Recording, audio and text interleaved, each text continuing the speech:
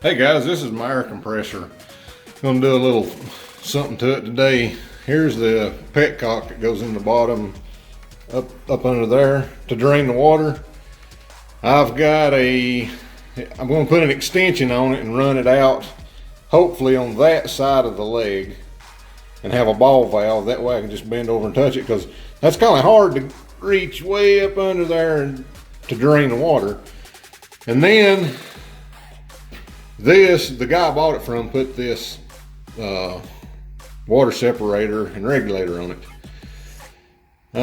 Like an idiot one day, I had it build up with pressure. It was up 125 psi, and I tried to take this off and didn't think about it having any pressure on it. And when I did, it just exploded, man. There was springs and filters and everything that's in there just flew and hit the ground and blowed everywhere. So I bought me another one. I'll show you right here. This is not a Arrow. Central Pneumatic. Now, Harbor Freight, once again, 30 bucks versus 60 bucks, or in the ballpark there. Let's see.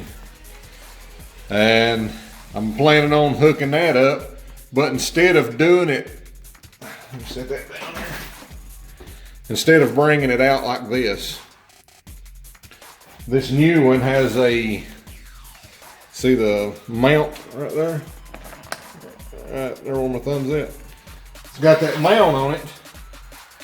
I'm gonna bring it and I'm gonna mount it right here. Because as you can see, that thing sticks out. I mean, it ain't no big deal, but it does stick out. If I mount it right here, then it's going to be set back and it won't have to worry about it. Where this has pipe running, I mean, that's hard galvanized, or I guess that's galvanized, I don't know what, just the hard galvo pipe. Instead of it being like this, I'm gonna take this hose, and I've got some fittings, and I'm gonna make me one to run to that, which if the new one's sitting up there, it'll run to the inside, and then the outside will come out right here. And all of this hose, you can see it's wrapped around. Well, that's what the guy had on it, and it runs behind the tank over to my to my spool.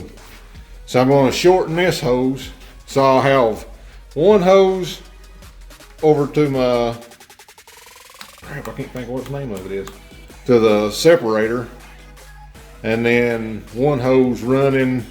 It'll probably go down around just so it ain't hanging tight back up to my spool. So I'll try to I ain't gonna record it and fast forward it. I'll just get several parts of it on it. But the first thing I'm gonna do is put this petcock back in with the fittings I got, and I'll show you after I get the piece put together. Okay, what I've done here, there's my valve, my petcock goes up in there. I've bought a 90 and a nipple to go up in the tank. A street 90 would, if I'm not mistaken, it's threaded. It's a male on one side and it's the female on the other. But the store I went to, Cahutta Feed, great people. I love David and his wife, man, they're great people. He didn't have a street 90, so I got this one, got a nipple to go in that. That's gonna screw up into the tank. Okay, and then I would prefer a 10-inch, another 10-inch nipple, but that's gonna go like that. And then I've got a coupling, and then another nipple, and then the ball valve. So it's going to look similar to that. The ball valve hopefully is going to hang out from under the leg, out from under the tank, up next to the leg somewhere. I'll show you when I get it put together, and I'm using Teflon tape. You can use pipe tape, pipe dope, or whatever, but I'll show you when I get it together. Okay, there it is. That's not taped up, but that's put together. That's what it's going to look like. It's going to go in there. Ball valve's going to come out. And watch your ball valve if you decide to do this. As it sets right there, you know, that's hooked to the tank. And this is sticking out from under the tank. Let me see if I can, hang on just a second. Hey, if I'm holding it, if it's sticking out from under the tank, the way I've got this ball valve turned now, you open it like this. So if it's under the tank, the edge of the tank being here, your valve is toward the outside, so no problem getting to it. Say you've got it like that. Now when it's sticking up, the edge of the tank's right here now. The edge of the tank's right here. So if you turn it on then, you've got to push it up under the tank. So if you're going to do it, remember to check it, make sure your ball valve turns outward. I mean, it don't matter what the flow, I mean, you know, it's just a ball valve. But if you put it so it turns outward like I had it first, then your hand's out here in the open and no restrictions. So I'll show you when I get her done. The reason I didn't put it together is I want to screw this in first and then put this into that after the nipple and the 90s in the tank.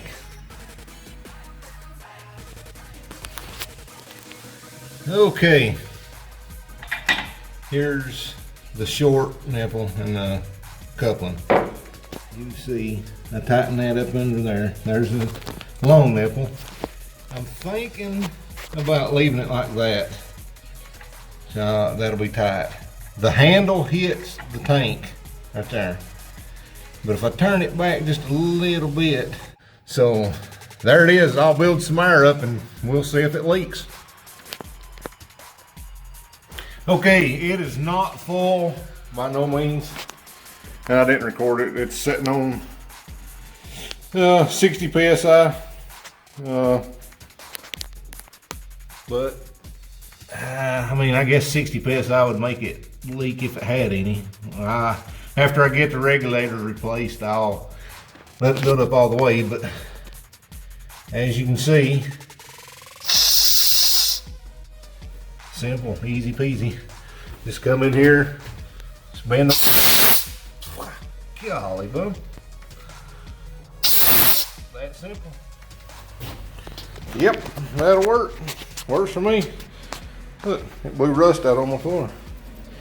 Okay, I'll, like I said, I'm going to try to replace that. I'll just video as I get pieces done.